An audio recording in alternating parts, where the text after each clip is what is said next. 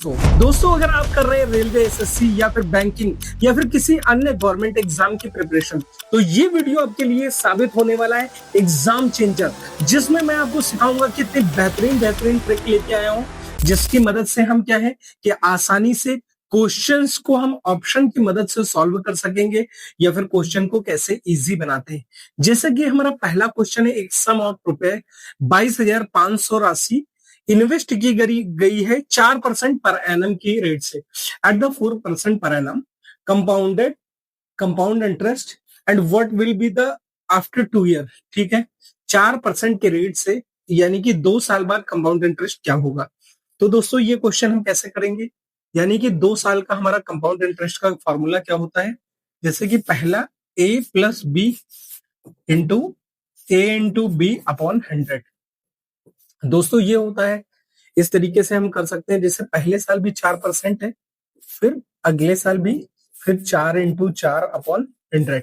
एक तो ये तरीका होगा, 4 + 4 कितना हो गया 8, प्लस 4 × 4 = 16 और अपॉन में 100 है तो कितना आ जाएगा 0.16 आ जाएगा, यानी कि 8.16 आ गया। लेकिन दोस्तों, ये क्या आ गया आपका रेट ऑफ इंटरेस्ट निकल के, यानी कि हमारा 2 साल में कितना रेट ऑफ इंटरेस्ट निकलेगा 8.16% ऑफ आप रख देंगे किसका 22,500 का। एक तो ये तरीका है कि इस तरीके से सॉल्व करेंगे। लेकिन अगर दोस्तों, अगर आप टॉपर हैं तो टॉपर के सोचने का तरीका क्या होता है कि सबसे देखा 2,000 22,500 मतलब जो भी होगा कि कंपाउंड इंटरेस्ट, यानी कि कम से कम ये तो आएगा अमाउंट इक्वल टू क्या निकालना है, अमाउंट निकालना है। Amount equal to principal into 1 + R/100 की पावर टी। ठीक है, यानी कि जो भी होगा कम से कम प्रिंसिपल से तो मल्टीप्लाई होगा। अब प्रिंसिपल किसका मल्टीप्लीकेशन है, देखा जाए 2 2 4 5 9, यानी कि ये क्या है, ये इसका डिविजिबिलिटी, यानी कि जो भी होगा कम से कम 9 का तो मल्टीपल होगा। तो 9 का मल्टीपल कैसे चेक करेंगे आसान तरीके से, ऑप्शन की मदद से देख लिया जाए। क्या होता है 2 4 5 5 4 2 6 6 5 11, ये तो नहीं है, यानी कि 3 3 6 6 3 9 और 4 2 6 3 9। ठीक है, ये भी आ गया, यानी ये पूरा कट गया, ये हो सकता है 9 का मल्टीपल। 5 2 7 ये भी नहीं है, 6 2 8 ये भी नहीं है, यानी कि क्या है ऑप्शन नंबर बी हो जाएगा। दोस्त देखिए, अगर आपको बेसिक से करना है तो आप इस तरीके से सॉल्व कर सकते हैं। ठीक है, ये प्रिंसिपल जब 9 का मल्टीपल है तो ये यानी कि जो भी अमाउंट आएगा वो भी 9 का मल्टीपल होगा। ठीक है, अदरवाइज आप ऐसे निकाल लेंगे 8.16% ऑफ द 22,500। ये सॉल्व करके आप आसानी तरीके से कर सकते हैं। 8.16% जब आप हटाएंगे तो कितना हो जाएगा, यहां मैं आपको करके दिखा देता हूं। 8.16 से जब नीचे अपॉन परसेंट लगा इंटू 22,500 22,500। ठीक है, 2 0 से 2 0 कैंसिल हो गया, ये पॉइंट हटेगा तो नीचे क्या है 2 0 और ऐड हो जाएंगे तो कितना आ जाएगा, ये बन गया 816 × 225 अपॉन 100।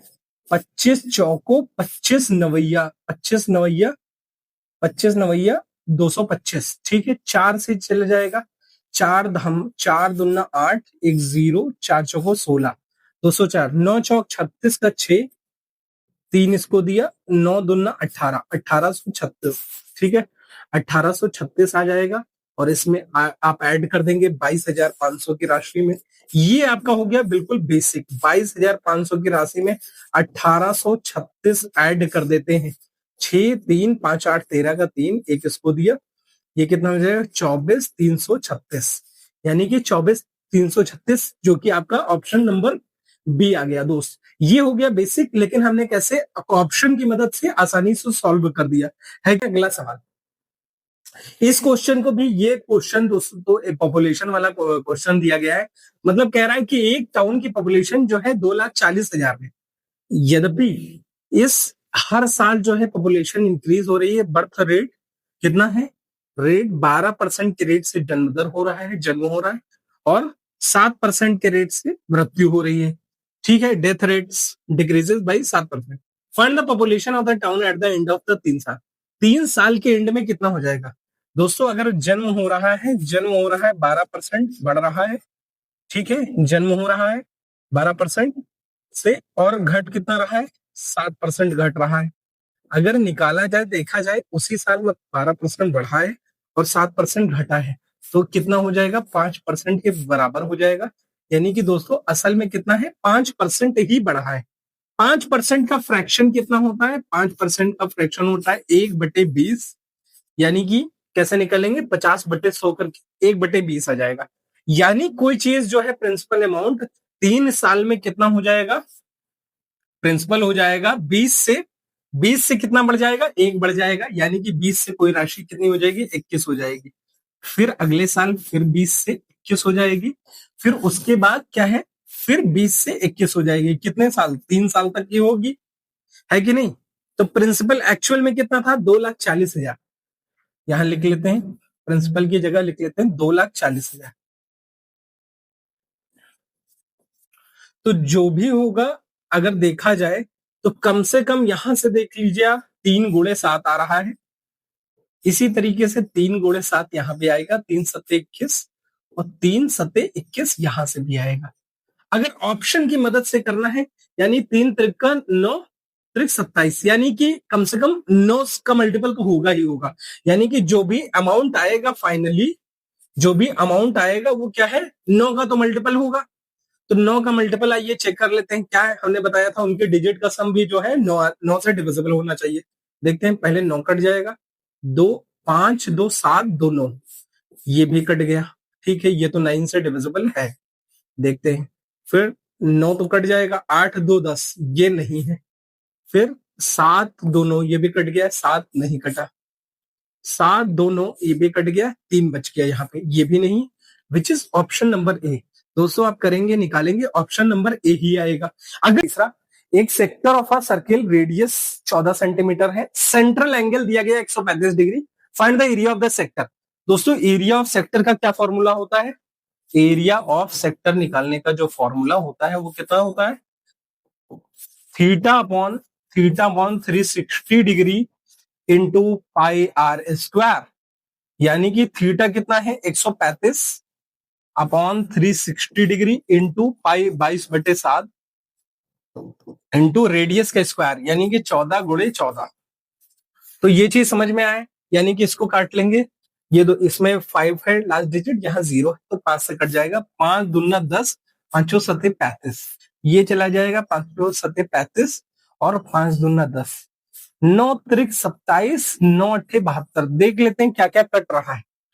2 से चला गया 11 बार में, 2 से चला गया 11 बार में, 2 से चला गया ये आपका 4 बार में, ये 2 7 14, 2 7 14 2, फिर 2 से चला गया 2 7 14। यानी कि जो भी हुआ कम से कम 11 का मल्टीपल तो होगा ही होगा, 3 का भी होगा।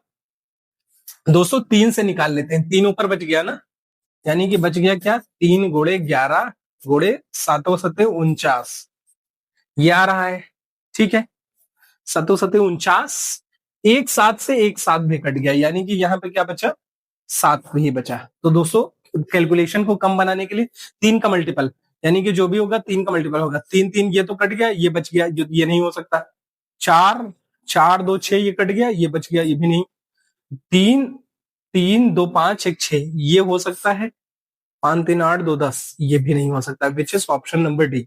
अगर कैलकुलेशन भी करते हैं तो कितना, 11 7 77 और 77 तिरक 3 × 7 77, 3 7 21 का 1 2 को दिया, 3 7 21, 21 और 2 23, यानी कि 231, विच इज ऑप्शन नंबर डी।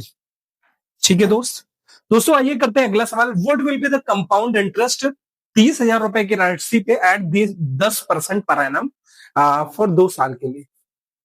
दोस्तों 30,000 रुपए की राशि पे जो भी कंपाउंड इंटरेस्ट होगा 10% पर एनम, यानी कि 10% का फ्रैक्शन 1/10 होता है। 10 की राशि कितनी हो गई, 11 हो गई। फिर 10 की राशि अगले साल 11 हो जाएगी। ठीक है, 10% का वो ले रहे हैं। एक 0 से एक 0 कैंसिल, एक 0 से एक 0 कैंसिल, यानी कि जो भी आएगा उसके लास्ट डिजिट में 2 0 आएंगे, यानी कि ये तो ऑप्शन नहीं होगा, है कि नहीं। फिर लास्ट डिजिट जो भी आएगा कम से कम 3 का तो मल्टीपल होना चाहिए, 3 का मल्टीपल तो सारे ही दिख रहे हैं, यानी कि 8 5 13, ये नहीं दिख रहा है। ठीक है, तो अब इन दोनों में से कौन सा होगा देख कर ही लेते हैं। 11 11 121 लिख लेते हैं। 11 11 कितना हो जाएगा? 121 इंटू 300। 3 एकम 3, 3 दूना 6 और 3 एकम 3, 0 0। अमाउंट निकाल लिया, अमाउंट निकाल लिया 36,300। तो दोस्तों अमाउंट को प्रिंसिपल से, अमाउंट को अगर प्रिंसिपल से माइनस कर दे तो क्या निकल जाता है? इंटरेस्ट निकल के आ जाता है कि नहीं? अगर 36,300 को माइनस कर देंगे, किससे माइनस कर देंगे? आप स्टार्टिंग में दोस्तों मैंने देखा नहीं था, 30,000 से माइनस कर देंगे तो कितना निकल जाएगा? निकल के आ जाएगा 6,600। ठीक है, 6,300 यानी कि 63, which is option number C. देखा दोस्तों कैसे? अगर सपोज दैट 3 की मल्टीपल अगर ना होता ये भी, तो हम वैसे एलिमिनेट कर सकते हैं आसानी से। A cone has a base of the diameter 70 centimetre and the height of a ठीक है 12 centimetre. Calculate the volume. Volume of cone अगर निकालना है दोस्तों, कितना हो जाएगा volume of cone? 1/3 pi r square h, है कि नहीं? तो क्या दिया गया है? डायमीटर दिया गया है किसी कोन का, कुछ इस तरह बना लेंगे। डायमीटर, डायमीटर कितना है? 70 सेंटीमीटर है। तो वो कितना हो जाएगा? ये हो जाएगा 35 सेंटीमीटर। ये हो जाएगा 35 सेंटीमीटर। हाइट दी गई है 12 सेंटीमीटर। ठीक है, तो आपको क्या निकालना है? Slant height. इसमें पाई आर स्क्वायर एच कितना निकल जाएगा? 1/3 गुणे 22/7 इंटू रेडियस का स्क्वायर, रेडियस यानी कि 35 गुणे 35 इंटू हाइट। हाइट कितनी है? 12। ठीक है, यहां स्लैंट हाइट की जरूरत ही नहीं। दोस्तों देख सकते हैं 3 से कट गया 4 बार में, 4 3 चौको 12, 7 से कट गया 5, 7 5 35। यानी कि जो भी आएगा कम से कम क्या है? किसका? 11 का तो मल्टीपल होगा, 2 गुणे 11, यानी कि कम से कम 11 का मल्टीपल होगा। और क्या बन रहा होगा? 11 का मल्टीपल होगा। ठीक है, 11 का मल्टीपल का क्या रोल है? यानी कि उसके लास्ट 3 डिजिट पहले वाले 3 डिजिट से माइनस कर देंगे। यानी कि अगर इसमें देख लेते हैं तो क्या हो जाएगा? इसको माइनस करते हैं, 800 से में से अगर 14 गया तो 0 नहीं होगा। ठीक है, या तो यानी कि 11 का मल्टीपल होना चाहिए। ठीक है, जो भी माइनस किया जाएगा तो करके देख लेते हैं, या फिर एक और लॉजिक लगाते हैं। ये काट दिया, यहां पे देखते हैं 5 चौको 20, 5 चौको 20 यहां से निकल गया। लिख सकते हैं 2 गुणे 11 इंटू 5 चौको 20 और 35, 35 इंटू 20। ठीक है, 35 दूना 70 यानी कि आ जाएगा 700, 11 दूना 22, 7 दूना 14 का 4, एक इसको दिया, 7 दूना 14 एक 15, 154 0 0, 154 और 0 0, which is option number B. देखा दोस्तों कि किस तरीके से हमने आसानी से ये कैलकुलेशन कर ली, क्योंकि हमें ध्यान देने की जरूरत होती है। या तो ऑप्शन से चूज कर ले, अगर ऑप्शन से चूज नहीं कर पा रहे हैं, मान लीजिए कि उसमें थोड़ा सा प्रॉब्लम हो रहा है। देखिए हम 7 का, वैसे भी इसमें 7 आ रहा था, यहाँ पे 7 25 35 था। अगर 7 का मल्टीपल देख के निकालते तब भी आसानी से कर सकते थे। ठीक है दोस्तों, तो आइए करते हैं अगला सवाल। तो दोस्तों आज के यही सारे सवाल रहे। तो इसी तरीके से बेहतरीन से क्वेश्चन पाने के लिए हमारे चैनल को सब्सक्राइब करें, ताकि आपके सामने लेके पेश करूं बेहतरीन से बेहतरीन, जो कि हमारे RRB, group D, railway, NTPC, SSC, CGL, CHSL में जितने भी एग्जाम कराए जा रहे हैं उन सभी को लेके आऊं आपके सामने।